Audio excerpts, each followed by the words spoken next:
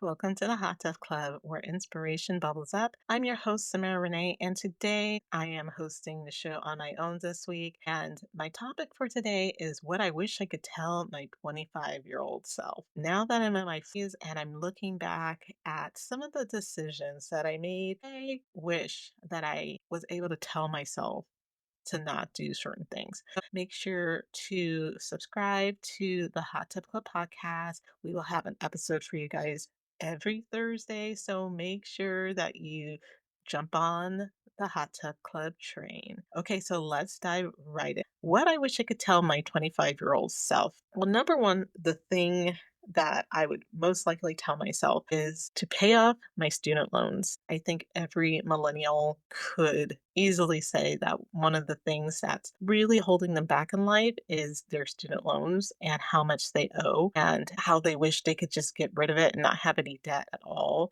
You owe somebody something. I've talked to many of my coworkers who are millennials, and we almost have this like millennial depression where we all kind of stand around in the break room and we're just kind of like, what did we do wrong in life? Like, you can't even afford a house. You got student loans you're still paying off. You're working as much as you can, doing side gigs, but it's still not enough. It gets a little depressing, you know? I would tell my 25-year-old self was number one, to make sure that you know what you're signing and what you're getting into. I had very little knowledge on FAFSA, student loans, and what the implications were. The thought was back in my day in the early 2000s that once you get your degree, we were told that you were going to be able to get a great job and you'd be able to pay them off. But when I graduated school, which was in 2008, we had a major recession. Nobody was really hiring people at the time. It was a really horrible mess. So many of my friends were looking for jobs after college, and we couldn't find any because everyone was downsizing, and it was just a really scary time. So I would just encourage myself to just know what I'm signing up for. And I would also be really cautious of how much money that I would take out in loans. If I possibly could, I most likely would not have pulled out as much money as I did, and I wouldn't delay. I should have started paying immediately after school, but things come up. The money job situation was not getting any better. And you still have to pay all of your other bills on top of that, your car payments, rent, all sorts of other things that you're responsible for. And you have this huge thing. It's almost like a piano over your head, like a big heavy piano that's just waiting to drop on your head at any time. And it holds a lot of us back from it being able to purchase homes. And it's just this bad debt that we have hanging around. So that's the one thing that I would tell myself is just to tackle it early, get it out of the way, do whatever I could to get rid of that student loan debt. Second thing that I would tell my 25-year-old self is another thing that has to do with money, which is not taking out credit cards. The number one trap, which, we shared with my older niece, is when you come to college, the first thing that you'll see when you come through orientation is you're going to see credit card companies outside with a booth, really encouraging college students to get a credit card to build their credit and basically market it like it's free money, which it's totally not. They hang over your head that 0% APR for the first year, and you don't even have to worry about it. Little did we know, and I knew, that we had huge avoiding credit card debt and just keeping away, period. I had all of my credit card debt paid off, and for several years I had no credit card debt. That's the unfortunate thing, is now I have some more debt I have to pay off. And that's something I would encourage anybody that's listening, is to really educate yourself on finances. I had to do that on my own, and just look for high quality people paying off your debt, and, smallest to largest. Learn how to save money and stay away from credit card debt, and just have the motto that if you don't have the money in your bank account, or if you can't save for it, then that means that you shouldn't be doing it. Number three, what I would tell my 25-year-old self was, I would tell myself to invest in retirement earlier. I started before I hit 30.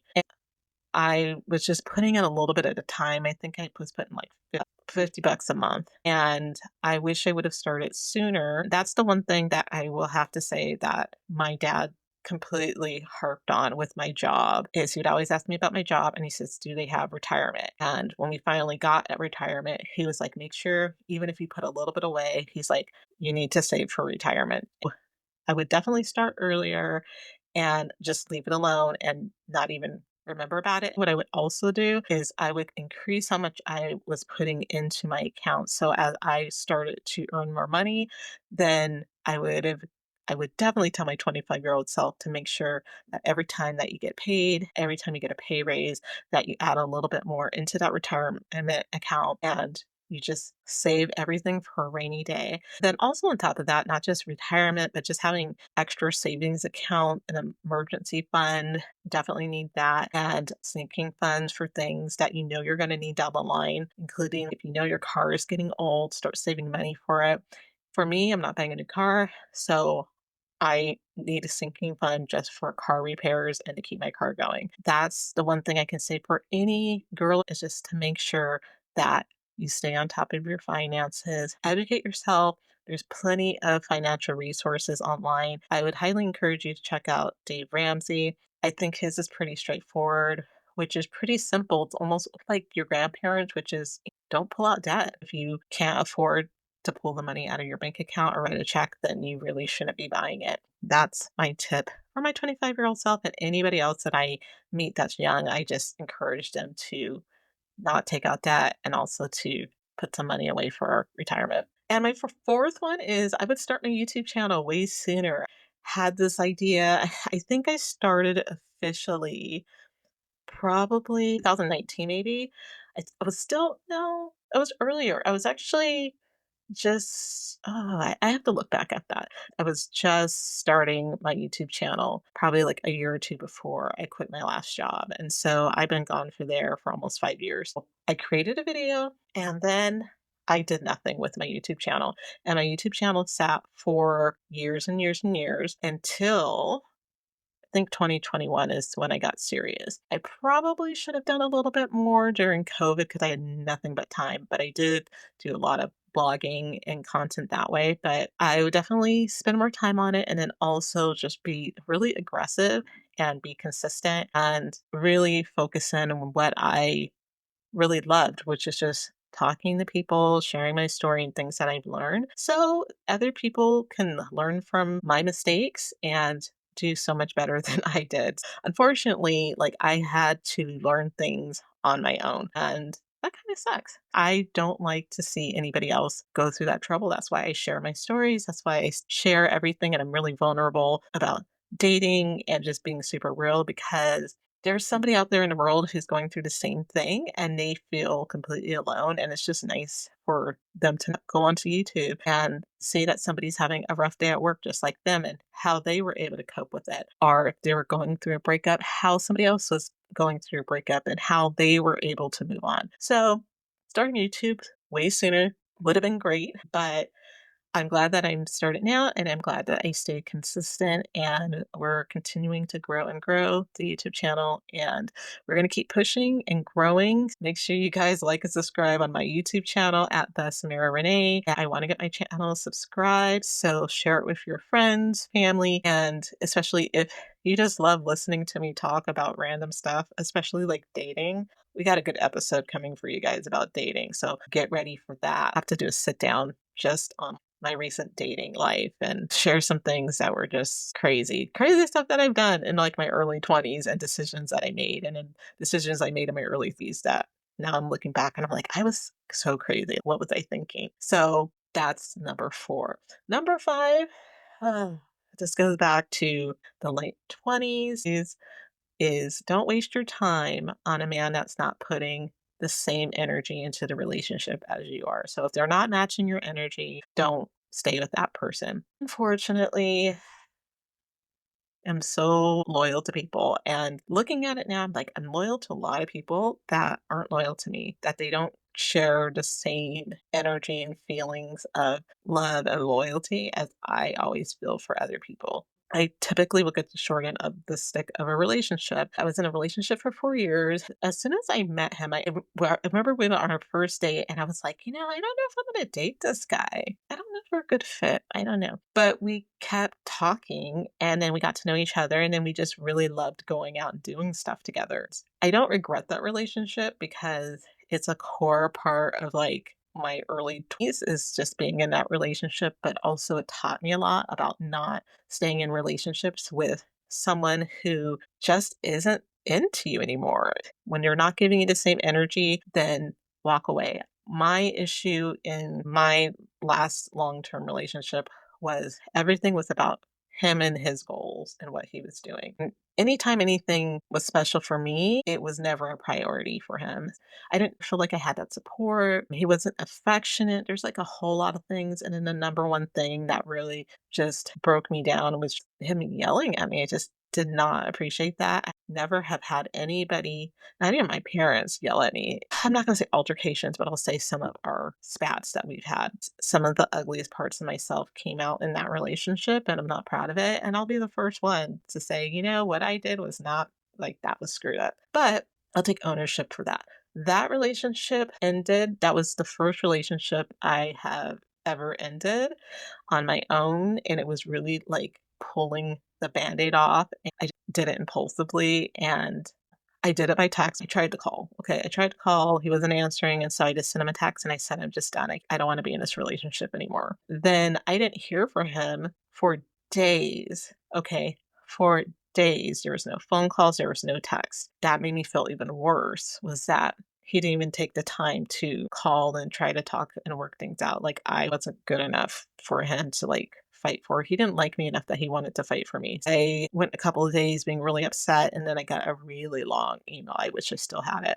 I was getting a lot of people in my ear about like where a relationship should be, but I regret listening to them because they were like, you're in this relationship for this long and you guys should be moving towards marriage and all of these sort of things. I started putting additional pressure on a relationship that was not meant to be a long-term relationship. It was meant to just maybe I think after a year we probably should have just broken up. But we stuck together. We saw each other every single day and good or bad, like I was always there, always supporting him. That's one thing I would just encourage any girl to do or guy that if you are putting so much energy into the relationship and the other person's not putting that back into you, they're not coming to visit you, they're not celebrating the things that are important to you when you're having a hard time, they're not listening to you, and especially if they're being, I'll say what it is, abusive, verbally abusive, physically abusive, emotionally abusive. Another thing I'll say is just being angry in a relationship and taking affection away from someone who's like needs affection like me is like the worst thing. I was watching like 90 Day Fiance. If you guys do not watch 90 Day Fiance, I used to talk so much crap about these reality shows. Then one day I just put TLC on and I just left it on and now I'm hooked. But one of the people on the show, Jasmine, she was in this relationship with this guy Gino, and since the beginning, they have just been arguing and at each other's throats. And when he would get upset with her or she would talk down to him, then that didn't like make him want to be with her physically. They had no affection. There was like nothing. And so she was really trying to push this relationship along for about a year. And then eventually, she just said, either we need to get a divorce or I want to have an open relationship. And I'll just leave it at that. So check out 90 Day Fiance. They're having the tell alls right now. So just watch it. They show all of those episodes all the time. So catch up on that. But that was our relationship that I was getting a lot of the negative talking down to and aggression and being embarrassed in front of other people because he would snap at me. And one of the last straws was that he was completely, totally rude to me in front of his dad. And I loved his parents. They were just the nicest people in the whole world. His dad ended up pulling him outside after he saw what he did. He just went off on him outside. He came back and apologized, but it upset me because I had so much respect for his parents and just to see myself not stand up for myself and that his dad had to step in, that was just too much. I can go on and on about that relationship, but I have spent so much time with so many guys. I might do like the decade of dating with Samara Renee, and I can tell you about every single relationship that I absolutely should not have been in based off of either loneliness or that the guy just was interested and I may not have been interested, but I was like, oh, well, it's attention, so I'll just take it. We could talk about that later, but that's one of the things that I would tell my 25-year-old self. So if the person, girl or guy, is not matching your energy, it is time to walk away. You can't convince yourself to love somebody, and you can't convince somebody to love you. The one song that I love is I think somebody else sung this song or wrote the song, but Bonnie Raitt, "I Can't Make You Love Me." That song, if you don't know that song, just look it up and listen to it. It's so heartbreaking. She just says, "I can't make you love me if you don't." So deep, so deep. Listen to that song and also just check the energies if you're not feeling it. It's time to let it go. Time to let it go, just like I need to do with my current situation. Back to relationships. I have a lot of relationship things that I just want to share with you guys, like so many tips. So the next one is just ending relationships sooner. When you start getting treated poorly, you notice that you're not getting the attention and energy and the same commitment, that it's time to just cut your losses and save yourself so much time. It's all easier to be by myself. I was with this guy and I took a 7-year break from dating because I was just so done, destroyed after that whole situation that I just said, I'd rather be by myself than to have somebody tell me that they love me and care about me and want to have a family with me, all that sort of thing. And then they are off in another country falling in love with someone else. Whole nother story. I could talk to you guys about that. When you were getting that inkling, listen to that intuition, just cut your losses. Don't be hard on yourself and don't feel guilty. My last relationship, will go back to that guy that literally he didn't miss me that much because within less than 6 months, he got somebody else pregnant. So to me, that just showed me how little that really affected him, our relationship ending. I took a long time to get over that relationship. I just wish I would have ended it sooner and I would have cut my losses. The seventh one I would also mention is just be intentional about finding my life partner. That is something I would tell my 25-year-old self. When you're young and you're 25, you feel like you have all the time in the world. And the millennials were taught that it was really important to have a job and it was really important to focus on school and to not have children and to work on your career. Unfortunately, a lot of us have done that and followed that rule of thumb. And now we're in our 40s and we're not in relationships and we're not able to have families and stuff because we waited too long and our fertility has dropped. It's a nightmare. Honestly, it's a nightmare. And where I am right now, I feared it, but I never really like imagined that I would be in the situation I am in now. I wish that after college that I was super serious about focusing and finding a healthy relationship and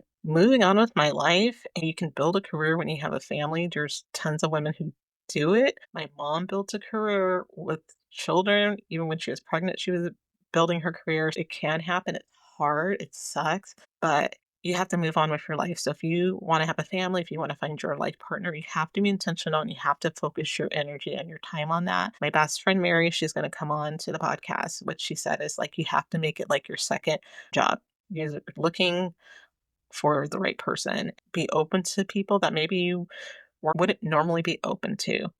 Now that I'm in my 40s now, going on 42, it's discouraging and it's really sad. So every time you're like flipping through an app and you're telling your friends, hey, I'm single and I'd be nice to meet somebody, and their friends are not on the same vibe. It's crazy. I've had friends try to set me up with people and then it never worked because like the energy just wasn't the same as mine. The things that I value, they don't value. I would just encourage you to be intentional, write down the things that you want in a partner, be very clear and very specific, and look at that piece of paper every single night. You got to write it down with a pen and paper and write down what you want. I was in this amazing group during COVID that focused all on relationships, and it's called Magnetize Your Man. You guys can join it and Google that Magnetize Your Man. And I went on it because I hadn't been dating and I need to learn skills. And plus, there was nothing else to do during COVID, honestly. The only thing I was doing was going on hikes, eating, and writing blogs. Literally, that's what I was doing the whole time. So make sure that when you're looking for that partner, you have to just be intentional, focus on that, make time to date, and be open to dating people that you probably wouldn't normally date. And I have taken that turn now recently that the type of guy that I typically would want to go out with is a certain profile. And I started going out with guys who don't fit that profile because I just said, I need to open up my pool. And who knows, I might find a guy that's maybe not 6 foot, but they're an amazing person. Or they might be a little bit heavier, but they're working on getting their life together. They have energy and they want to do the things they want to do. So just focus on the life partner thing. Just focus on that and you'll be good. If you want to start a family, don't wait. Don't push it down the line. Just make sure that you focus on that. And if you're worried about down the line or you want to wait for having kids, about freezing eggs, I don't know. I haven't taken that route. A lot of people told me I should, but to me, I just doesn't feel good to me. Do what you feel is right to make sure that you have that backup plan if it takes a little bit longer for you to find your partner. Okay, the eighth one that I would tell my 25-year-old self, which is to make health and wellness a lifestyle and not just a side project. Well, I was doing some working out in college, but the one thing that I continually struggle with, and I'm still struggling with it now, is nutrition. When I look back and when I stripped everything out of my diet and I was eating no sugar, and I just realized how much sugar I was eating a day and all the secret ways that they name sugar in food, how many times I've eaten a hamburger in a week. Like I didn't even think about it or comprehend that this is not a healthy thing to eat. I was just driving in and being like, oh, I'm going to get a jumbo jack and I'm going to grab this. And yeah, no problem.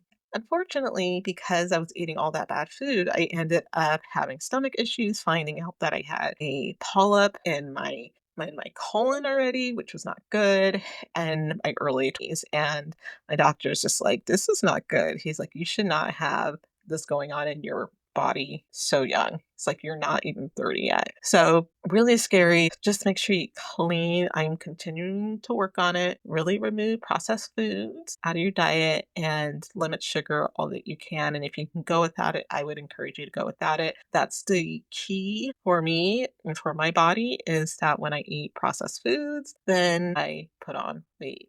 When I eat processed foods, that equals additional carbs. When I don't, it's easier to lose weight. I feel so much better. I have so much energy. And I'm still working on it. I'm really struggling right now. And I have a lot of issues with emotional eating. So that's something that I would work on is making working out fun for myself, not because I'm trying to catch some guy's eye, because I know I can't compete with a lot of the other girls that are around there. And I know I've known that since college. Someone's gonna like me somehow. I don't know how, but they're gonna find me and they're gonna like me. This is who I am. I loved getting out and having fun, making nutrition and fitness as a lifestyle and keeping my weight stable. That is something I would encourage anyone to do at all cost is eat more plant-based and limit red meat. Stay off the processed foods as much as you possibly can. Next, number 9 is I would spend a whole lot more time in nature. When I moved down to San Diego, the one thing that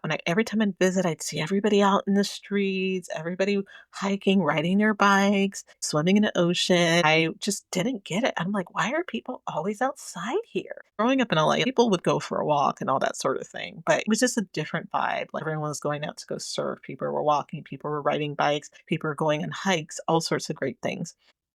That's something that I would take more advantage of. I wish I would have found a national park sooner instead of just waiting for a relationship so I would have someone to go with. I should have just gone and traveled and did the national parks on my own instead of waiting until my 40s to start doing all these things. Don't wait for the right situation to pop up.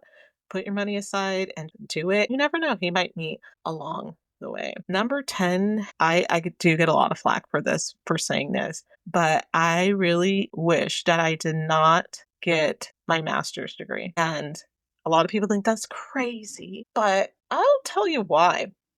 Honestly, I got my master's degree because everybody else was doing it. And I was told, like all the other millennials, that if you have a master's degree, that you are more likely to be at the top of the list for getting a job and make more money. And for the careers that I have been in, it really hasn't made a difference. I have so much debt from my master's program alone. If I have focused on my Cal State loans, I would have paid those off in 5 years, but I didn't. I was doing other things and not focusing on that. If I would have done that and I would have stayed debt free, I know I would be in a different position than I am right now. A lot of people say, don't regret your education, but it really hasn't helped me in the way that I was told it was going to help me. It hasn't helped me get a six-figure job. Still haven't hit six figures yet. And it hasn't put me in major positions in a company.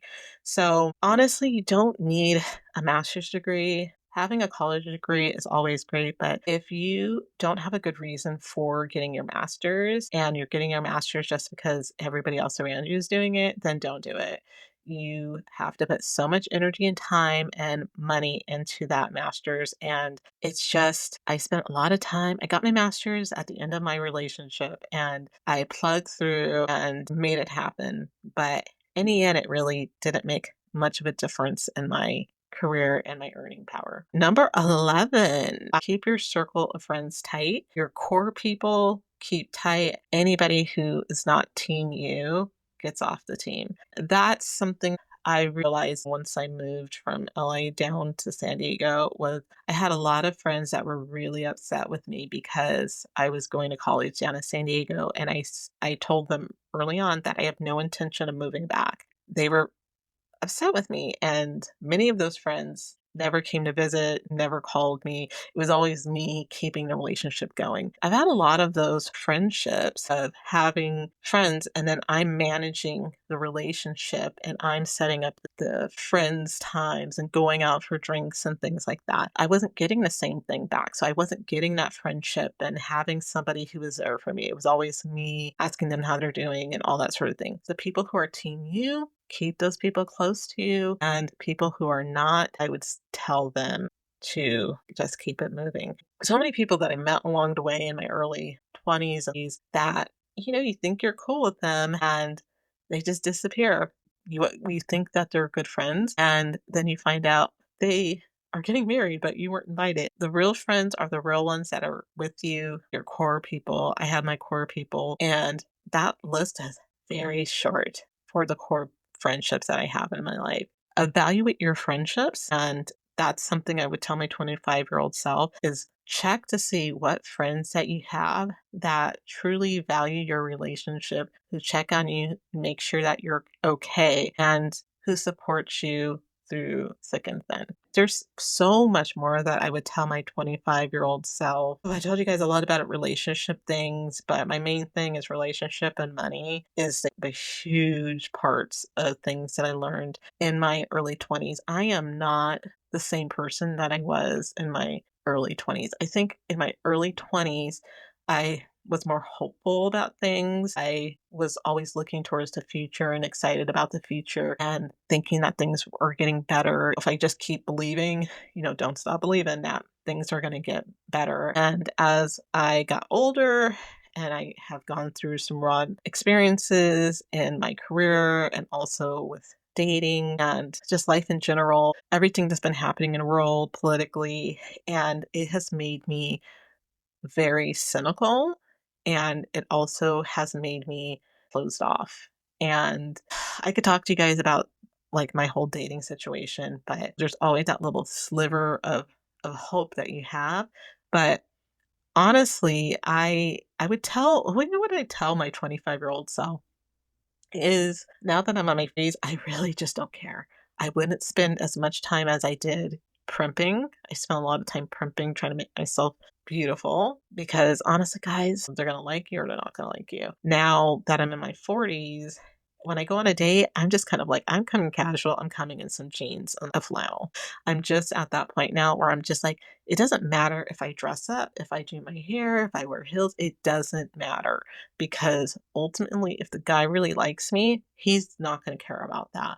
If the guy is only looking to get physical attention, then that's not going to matter what I wear anyways. So I would not spend so much time on primping and the hair and the makeup and all that sort of thing. And then also when I was driving, other one that I would mention is just buy high quality clothes. I was spending a lot of money going to like Forever 21. Once I hit a certain weight and age, then I had to like get out of there because I wasn't fitting the clothes anymore. So I wasn't buying the high quality clothes that I really needed to. I started learning that in my early 30s when I started wearing more Calvin Klein and Ralph Lauren cuts. I have a couple of other designers that I'd like to buy. Go to Nordstrom Rack and I look specifically for those dresses because they're cut for a woman's body and they're structured really well versus the clothes that we grew up with at Forever 21, where they're just flimsy clothes. They're not meant to last a lifetime. They're meant to just be a temporary thing. So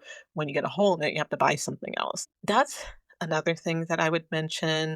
Spend your money wisely and get high quality clothes. Like you need a high quality dresses that you can wear to different functions as well as a suit. I always wear black. That's my thing. Black, I can never go wrong. And then a good high quality cardigan is for me the go-to. I can't go wrong. And a good pair of boots too. Like I would tell my 25-year-old self is to be a minimalist, to not keep so many things. I've really downsized compared to when I first moved down here. When I first moved down here, I had the bare basics, but I accumulated some things and I have a storage, which I don't have a lot in there, but I should probably get rid of things. You don't need a lot. And I realized that once spending time with some of the nuns that I got to know. And it's like, you don't really need a lot in life. You can live simply. You don't need 12 cups if you're the only person using those cups. If you have a set of six because you have friends, then that's fine. But I was just finding so many multiples of things that just did not make sense and holding on to makeup for like 5 or 6 years, which is ridiculous. And using the same mascara over and over again, even though it was dry. I don't know what I was thinking, but I would just not accumulate so many things and take really good care of the spaces that I use, especially my car. I would definitely treat my cars differently. I definitely treat my cars much better now than I used to. That I baby my cars because I know like this is all I have right now. But I really wasn't taking care of like my car and I really wasn't taking that time to keep things organized and clean. I would try and then I'd get lazy. So I would just encourage anybody and my 25-year-old self is to really work hard into stripping your life down to the bare essentials, to look in your closet and you have the same rotation and you have things that are sitting in your closet that you really don't wear anymore. It's time to check those things and donate those things because it's just taking up space. Honestly, it's like it's more room for quality clothing. I would mention to my 25-year-old self would be to take care of my skin. Yes. Taking care of my skin and being better with my skin. I did the best that I could. I spent 13 years working out in the sun in varying ways. And once I hit 40, my skin was decent, but once I hit 40 and 41, I've been having breakouts and acne. I have a wrinkle in my forehead. You guys can't see it now, but I have decided that I am going to get Botox on it because I just cannot deal. I have tried like the facial massages, the facial exercises, and the different devices, and it's just not doing what it needs to do. So I thought it would correct itself once I started losing weight, and then once I started losing weight, it just seemed like it got worse. So I would take better care of my skin, wear sunblock all over my body, and facials more often. That's something that I need to restart is getting my facials quarterly and taking that time for myself to keep my skin in good working order. I'm really bad right now. Like I need to put lotion on and things like that. But taking care of your skin because once you get to my age, then it's like literally like I hit 40 and then I just started noticing everything. Oh my God, my skin, where did that wrinkle come from? And I look back at pictures when I was like 35 and I'm just like, oh my God, I didn't have that wrinkle. And like, so what happened? And I was like, oh, I know what happened. I had 7 years of misery. Taking care of your skin is absolutely crucial. And you don't have to spend $1 million, but just find really good products. You want to try different products, or if there is like a high quality product that you want to use, is get the gift set to try it. I do that with a lot of different products. I have a product that I'm using right now, Kate Somerville. She has a really great gift packet, and I think I got it for like $44 or something. And it has her famous skin scrub, a daily wash, a moisturizer, and you get all these different things to try. And like the facial soap is like a facial wash was like the same size like of a normal size of a facial wash that you would get in like a normal package. So I'm still using it. I've been using that for a couple months and I have tons of the scrub left. So investing and trying different products is great. Make sure that you're making that time to do your research, be mindful of the things that you're putting on your body, the chemicals that are in your body. I didn't really think about that until I was much older, but to really read the ingredients on things, anything that you put on your skin, anything that you're eating, is just pay attention, because really the best thing for you is things that are walking around and things that grow from the ground. And that's something that I realized. And probably some of my wrinkles and stuff is due to the simple fact that my poor eating and my gaining weight and my skin stretching and all sorts of crazy things.